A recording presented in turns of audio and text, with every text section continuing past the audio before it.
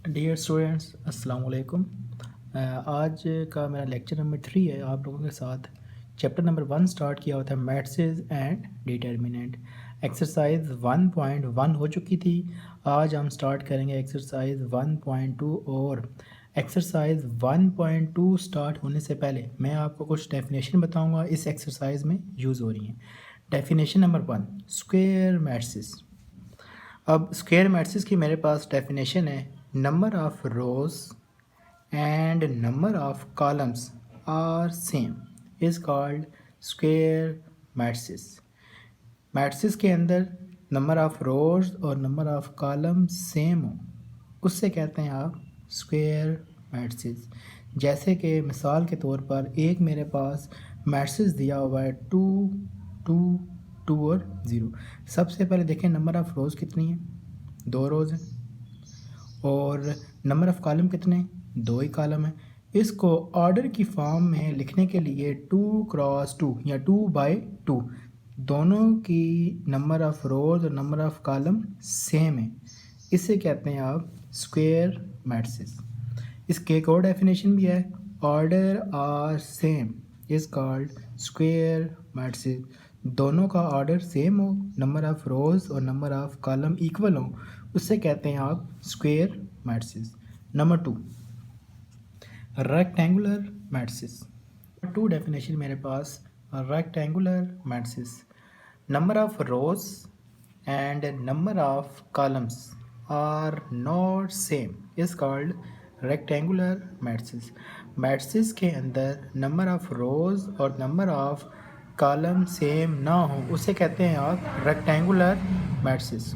जैसे कि मिसाल के तौर पर एक मेरे पास मैट्रिसेस दिया हुआ है 2 3 4 1 2 3 रो में लिखा हुआ है। रो मेरे पास हॉरिजॉन्टल होती हैं और कॉलम मेरे पास वर्टिकल होते हैं। अब देखें, सबसे पहले लिखते हैं हम रोज़, उसके बाद लिखते हैं कॉलम्स को। 2 क्रॉस 3 दोनों की रोज़ और ये कॉलम सेम नहीं, इक्वल नहीं है, इसे कहते हैं आप रेक्टेंगुलर मैट्रिसेस। नेक्स्ट डेफिनेशन देखते हैं। नेक्स्ट डेफिनेशन है मेरे पास identity matrices, a square matrices of the type. ये मेरे पास एक मैट्रिक्स दिया हुआ है A इज इक्वल टू 1 0 0 1। अब ये मेरे पास होता है डायगोनल, ये चीज़ इसे कहते हैं डायगोनल, कहते हैं इसको। जिसके डायगोनल पे 1 1 आ जाए उससे कहते हैं आइडेंटिटी मैट्रिक्स। यहाँ पे इसे कहते हैं यूनिट मैट्रिक्स। यूनिट का मतलब होता है 1। फिर देख लें, मैट्रिक्स दिया हुआ है जिसके डायगोनल पे 1 1 आ जाए, इसे कहते हैं आप आइडेंटिटी मैट्रिसेस, यहाँ इसे कहते हैं यूनिट मैट्रिसेस। जैसे कि और एग्जांपल देखें, 1 1 1। अब देखें, सबसे पहले इसमें कितनी रोज़ हैं और कितने कॉलम, 2 क्रॉस 2, 2 रोज़ 2 कॉलम। इसमें देखें 2 रोज़ 3 रोज़ और मेरे पास 3 ही कॉलम है। ठीक हो गया, ये भी मेरे पास क्या आ गया, आइडेंटिटी मैट्रिसेस। अब देखें एक और एग्जांपल मैंने लिखी हुई है। अगर पेपर में ऑब्जेक्टिव टाइप में सवाल कोई आ जाए ऐसे कि क्या ये मेरे पास आइडेंटिटी मैट्रिसेस हैं क्या, देखें 1 0 0 2 लिखा हुआ है। हमने डेफिनेशन में पढ़ा होगा कि 1 0 0 1, यहाँ पे तो 2 दिया हुआ है, ये मेरे पास आइडेंटिटी मैट्रिसेस नहीं है। अब नेक्स्ट डेफिनेशन की तरफ जाते हैं। नेक्स्ट डेफिनेशन है मेरे पास scalar matrices, it is of the type, it is of the type. ये मैट्रिक्स दिया हुआ है K 0 0 K मेरे पास होता है फिक्स, कोई सेम नंबर्स हों। जैसे कि मैं कहता हूँ कि 2 0 0 2, ये मैं एग्जाम्पल बता रहा हूँ आपको। देखें दोनों सेम है, इधर भी 0 होगा इधर भी 0 होगा, ये नहीं कि यहाँ पे 1 लिखा हो, ऐसा नहीं है। स्केलर मैट्रिक्स के अंदर डायगोनल पे मेरे पास कोई फिक्स नंबर होगा, 2 2। मैं कहता हूँ यहाँ पे 3 3 दिया हुआ है, स्केलर मैट्रिक्स होगा। मैं कहता हूँ यहाँ पे 4 4 लिखा हुआ है, स्केलर मैट्रिक्स होगा। मैं कहता हूँ यहाँ पे लिखा हुआ है 5 4 5, स्केलर मैट्रिक्स होगा। अगर यहाँ पे 4 है और यहाँ पे 2 है तो ये स्केलर मैट्रिक्स मेरे पास नहीं होगा। नेक्स्ट डेफिनेशन है मेरे पास डेफिनेशन है डायगोनल मैट्रिक्स की। Where all the three entries A B C are not same.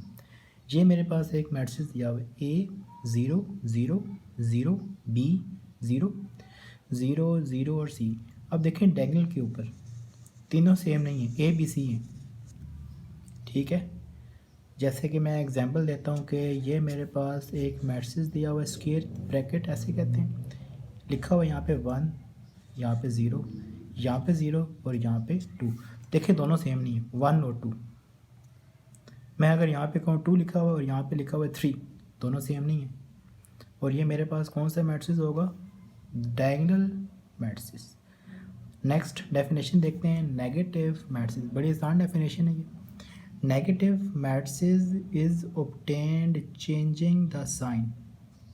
अगर पॉजिटिव लिखा हुआ तो नेगेटिव हो जाएगा, अगर नेगेटिव लिखा हुआ तो पॉजिटिव हो जाएगा। इससे कहते हैं आप नेगेटिव मैट्रिक्स। अब मैं आपको एग्जांपल बताता हूँ कि नेगेटिव मैट्रिक्स क्या होता है।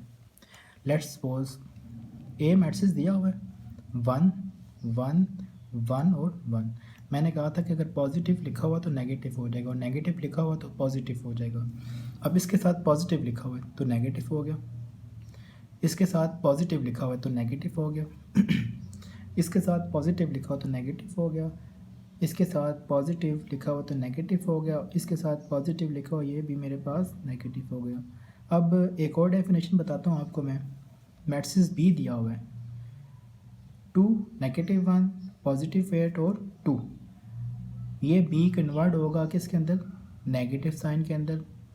और ये +2 किसके अंदर साइन चेंज होगा? -2। ये -1 लिखा हुआ है तो +1, ये +8 लिखा हुआ है तो -8, ये +2 लिखा हुआ है, ये मेरे पास -2 लिखा हुआ है। अब नेक्स्ट हम जाते हैं एक्सरसाइज की तरफ। Exercise 1.2।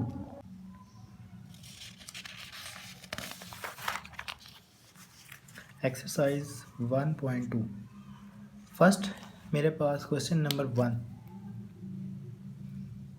From the following matrix identify unit matrix, row matrix, column matrix and unit matrix.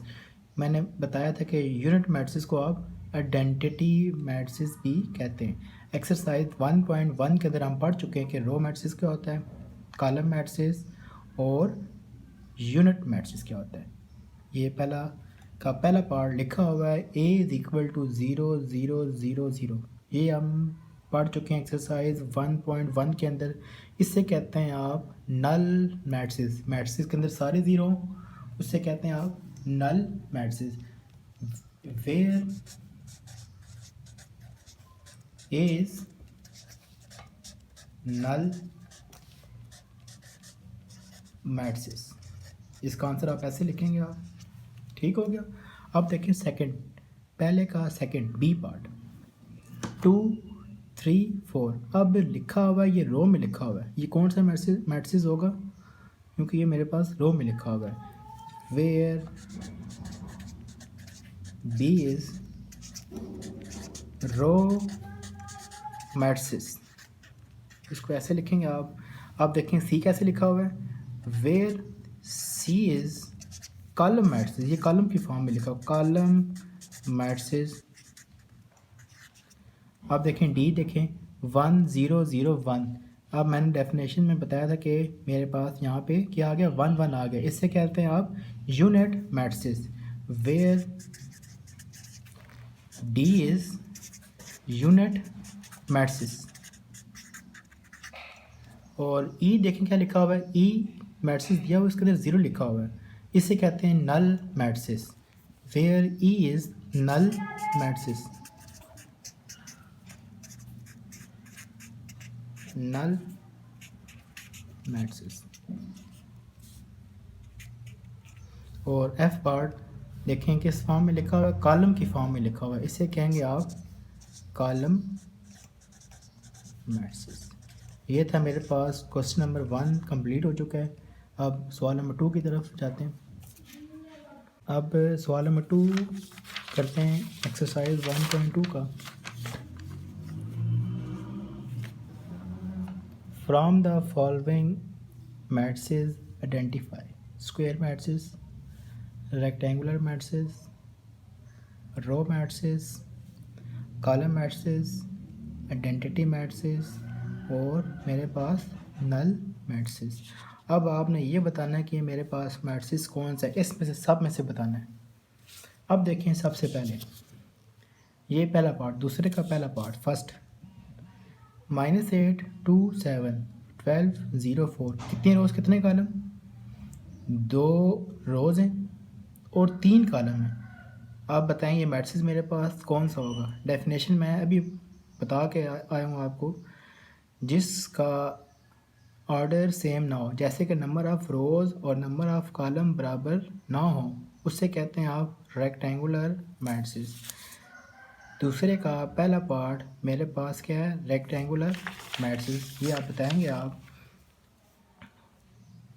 First जो आपके पास पार्ट है इसे कहते हैं आप रेक्टेंगुलर मैट्रिक्स। ये ऑब्जेक्टिव टाइप में आता होता है रेक्टेंगुलर मैट्रिक्स। अब देखें सेकंड पार्ट, दूसरे का सेकंड पार्ट, मैट्रिक्स दिया हुआ है और ये कौन सा मैट्रिक्स में लिखा हुआ है 301, कॉलम की फॉर्म में लिखा हुआ है वर्टिकल।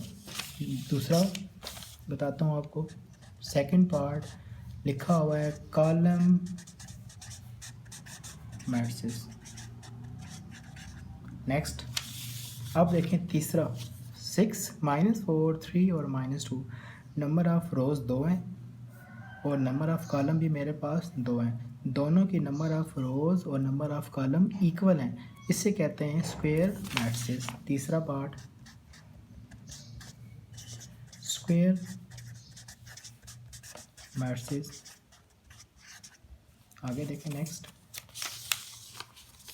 चौथा दूसरे का फोर्थ पार्ट 1 0 0 1।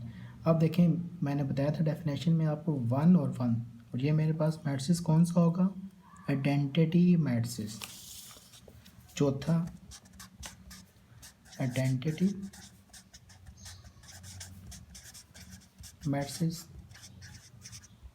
आगे चलते हैं नेक्स्ट, फिफ्थ देखें 1 2 3 4 5 6 कितने रोज़, 1 2 3, 3 रोज़ हैं, 1 2 और 2 कॉलम है। 3 क्रॉस 2, दोनों की रोज़ और कॉलम बराबर नहीं है, इसे कहेंगे आप रेक्टेंगुलर मैट्रिक्स। नेक्स्ट 6 पार्ट 3 10 -1 किस मैट्रिक्स में लिखा हुआ है, रो में लिखा हुआ है, हॉरिजॉन्टल लिखा हुआ है। ये आपके पास होगा छठा, इसे कहेंगे आप रो मैट्रिक्स। अब हम नेक्स्ट देखते हैं। अब देखिए सेवन्थ 1 0 0 किस फॉर्म में लिखा हुआ है मैट्रिक्स, कॉलम की फॉर्म में लिखा हुआ है। Seventh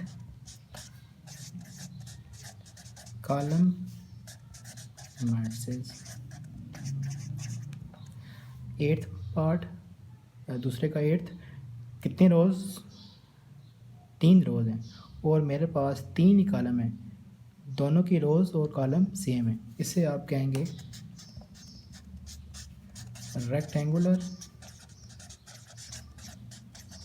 matrix. लास्ट पार्ट इसका 9th, अब मैट्रिक्स के अंदर 0 0 लिखा हुआ है, ये आपके पास होगा नल मैट्रिक्स। सवाल नंबर 2 आपका मुकम्मल हो चुका है। अब सवाल नंबर 3 की तरफ चलते हैं। Number 3, from the following matrix identify diagonal, scalar and unit. Unit का दूसरा नाम आइडेंटिटी मैट्रिक्स। सवाल नंबर 3 के कुछ पार्ट्स दिए हुए A B C D E, इसको बताना है कि कौन सा मेरे पास मैट्रिक्स है। एक्सरसाइज के शुरू में मैंने बताया था कि एंट्रीज दोनों की अगर सेम हो उससे कहते हैं आप स्केलर मैट्रिक्स, और यहाँ पे लिखेंगे आप A is equal to scalar matrix. Next देखते हैं B। अब देखें दोनों की एंट्रीज कैसी हैं, 2 और यहाँ पे -1। अब ये मेरे पास कौन सा मैट्रिक्स होगा, ये मेरे पास मैट्रिक्स होगा डायगोनल मैट्रिक्स, और यहाँ पे लिखेंगे आप B is equal to diagonal matrix. Next अब देखें यहाँ पे सी मैट्रिक्स में 1 0 0 1। अब ये मेरे पास कौन सा मैट्रिक्स आ गया? मैंने कहा था कि 1 का मतलब होता है unit matrix. C is equal to unit matrix. और नेक्स्ट मेरे पास डी है, यहाँ पे 3 और यहाँ पे मेरे पास क्या है? यहाँ पे 0। दोनों मेरे पास सेम नहीं है, इसे कहेंगे आप डायगोनल मैट्रिक्स। नेक्स्ट आता है ई पार्ट में 5 में से अगर 3 जाएँ और बचेंगे 2, 0 0 1 + 1 2। दोनों की एंट्रीज मेरे पास सेम आ गई 2 और 2। मैंने कहा था अगर दोनों के एंट्रीज सेम हो तो ये मेरे पास कौन सा मैट्रिक्स होगा? Scalar matrix. सवाल नंबर 3 आपका एंड हो गया। इंशाल्लाह कल सवाल नंबर 4, 5 और 6 करेंगे। Thank you so much. अस्सलाम वालेकुम स्टूडेंट, आज का मेरा लेक्चर नंबर 4 आप लोगों के साथ है। Chapter number 1 matrix and determinant. आज मैं आपको इसके बाकी सवाल बताऊंगा। एक्सरसाइज 1.2 के पहले 3 सवाल हो चुके थे। अब करते हैं नेक्स्ट सवाल नंबर 4 की तरफ। लिखा हुआ है सवाल number 4, find the negative of matrix. ये पार्ट्स हैं, ए पार्ट, बी, सी, डी और ई पार्ट है। ये इसके पार्ट्स हैं 4 सवाल नंबर के। मैंने आपको डेफिनेशन बताई थी नेगेटिव मैट्रिक्स की। जो पॉजिटिव होंगे वो नेगेटिव हो जाएंगे और जो नेगेटिव होंगे वो मेरे पास पॉजिटिव हो जाएंगे। अब देखें सवाल नंबर ए, इसके साथ पॉजिटिव साइन है तो ये क्या हो जाएगा? -a is equal to, matrix बना रहा हूँ -1 क्योंकि पॉजिटिव 1 था। 0 की कोई वैल्यू नेगेटिव साइन नहीं होता और ये नेगेटिव 1 है तो क्या बनेगा? +1। ये था आपके पास पहला पार्ट। अब देखें नेक्स्ट बी पार्ट, इसके साथ पॉजिटिव साइन है तो इसके साथ क्या आ जाएगा? -b इज इक्वल टू -3 क्योंकि पॉजिटिव है। नेक्स्ट +1, बेशक पॉजिटिव ना लिखें, पता है कि पॉजिटिव साइन है। और -2 क्योंकि पॉजिटिव है, ये -1। ये मेरे पास बी पार्ट था। नेक्स्ट करते हैं सी पार्ट। -c +2 लिखा हुआ है तो -2 हो जाएगा। -6 -3 -2, ये मेरे पास सी पार्ट था। अब डी पार्ट करते हैं। -d इज इक्वल टू -3 लिखा हुआ है तो ये क्या बनेगा? +3। पॉजिटिव लिखने की ज़रूरत नहीं है। और +4 -2 -5, ये मेरे पास डी पार्ट था। अब इसका लास्ट पार्ट लिखा हुआ है e इज इक्वल टू -1। क्या लिखा हुआ है? पॉजिटिव लिखें या ना लिखें ये आपकी मर्ज़ी है। पॉजिटिव -2 और ये मेरे पास -3। ये नेगेटिव मैट्रिक्स की डेफिनेशन सेटिस्फाई कर गई है। अब करते हैं सवाल नंबर 5 की तरफ। 4 आपका सवाल नंबर कंप्लीट हो चुका है। अब करते हैं सवाल नंबर 5। सवाल नंबर 5 में ये लिखा हुआ है, find the transpose of each of the following matrix. Exercise के शुरू में मैंने आपको बताया था कि ट्रांसपोज क्या होता है। ट्रांसपोज मैट्रिक्स की डेफिनेशन मैंने बताई थी लेक्चर नंबर 1 के अंदर। ट्रांसपोज मैट्रिक्स वो होता है रो को इंटरचेंज करें कॉलम के अंदर और कॉलम को इंटरचेंज करें रो के अंदर। अब इसके कुछ पार्ट्स हैं A B C D E और F। कुछ पार्ट मैं करता हूँ और कुछ पार्ट आप लोग करेंगे। पहला पार्ट लिखा हुआ है, इसका ट्रांसपोज करें, सॉल्व करें। अब ये किस तरह लिखा हुआ है? कॉलम में लिखा हुआ है 0 1 -2 वर्टिकल लिखा हुआ है। पहले क्या लिखेंगे आप? दोनों तरफ ट्रांसपोज लेंगे। ए का ट्रांसपोज 0 1 -2, दोनों तरफ क्या लेंगे आप? ट्रांसपोज लेंगे। अब लिखा हुआ है कॉलम के अंदर, इसको चेंज करें किसके अंदर? रो के अंदर चेंज हो गया। कॉलम इनटू रो। ये डेफिनेशन सेटिस्फाई कर गई आपकी ट्रांसपोज मैट्रिक्स। नेक्स्ट देखें पार्ट बी 5 1 -6 किस में लिखा हुआ है, वर्टिकल लिखा हुआ है, रो में लिखा हुआ है। पहले आपने क्या स्टेप करना है, दोनों तरफ ट्रांसपोज लें। 5 1 -6 दोनों तरफ आपने ट्रांसपोज ले लिया। अब लिखा हुआ है रो में, इसको लिखते हैं आप कॉलम में। डेफिनेशन सेटिस्फाई कर गई, रो को इंटरचेंज करें किसके अंदर, कॉलम के अंदर। ये मेरे पास बी पार्ट था। अब देखें नेक्स्ट सी पार्ट। अब ये रो में लिखे हैं सारे, दोनों तरफ ट्रांसपोज लेने 1 2, इसको लिखेंगे सबसे पहले 3 और 0। अब ये रो में लिखा हुआ है, इसको कॉलम में लिखते हैं। ये रो में लिखा हुआ है, इसको कॉलम में लिखते हैं। ये रो में लिखा हुआ है, इसको कॉलम में लिखते हैं। ये मेरे पास था सी पार्ट। अब देखें डी पार्ट, वही तरीकाकार आपने करना है, दोनों तरफ ट्रांसपोज लें। डी का ट्रांसपोज 2 3 0 5 दोनों तरफ ट्रांसपोज लिया। अब देखें लिखा हुआ है रो में, इसको लिखें कॉलम के अंदर 2 3 0 5। ये रो में लिखा हुआ है, इसको लिखते हैं आप कॉलम के अंदर। अब बाकी इसके आपने दोनों पार्ट करने ई और एफ, ये आप लोगों का टास्क है। अब सवाल नंबर 6 की तरफ करते हैं।